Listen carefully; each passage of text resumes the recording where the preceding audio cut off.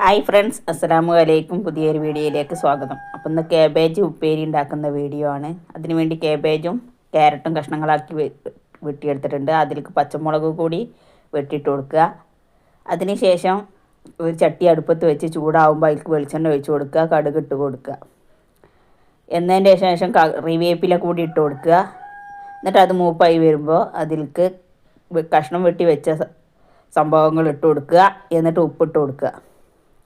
എന്നിട്ട് എല്ലാം കൂടി നന്നായിട്ടൊന്ന് ഇളക്കി ചേർക്കുക.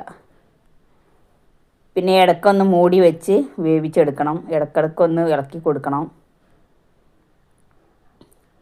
എന്നിട്ട് അതിലേക്ക് ഒരു നുള്ളു മഞ്ഞൾപ്പൊടി കൂടി ഇട്ട് കൊടുക്കുക, കളറൊന്ന് മാറി കിട്ടാൻ വേണ്ടിയിട്ട് മാത്രം.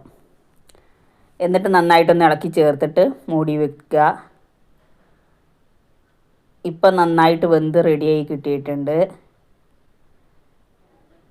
അപ്പോൾ ഈ വീഡിയോ ഇഷ്ടപ്പെട്ടാൽ ലൈക്ക് ചെയ്യുക, ഷെയർ ചെയ്യുക, സബ്സ്ക്രൈബ് ചെയ്യുക, കമൻറ്റ് ചെയ്യുക. അപ്പോൾ ഇത്രയേ ഉള്ളൂ ഇന്നത്തെ ഒരു വീഡിയോ. എല്ലാവരും സപ്പോർട്ട് ചെയ്യുക. Thank you. നല്ല സൂപ്പർ ടേസ്റ്റാണ് ഇങ്ങനെ ഉണ്ടാക്കി കഴിഞ്ഞ് കഴിഞ്ഞാൽ.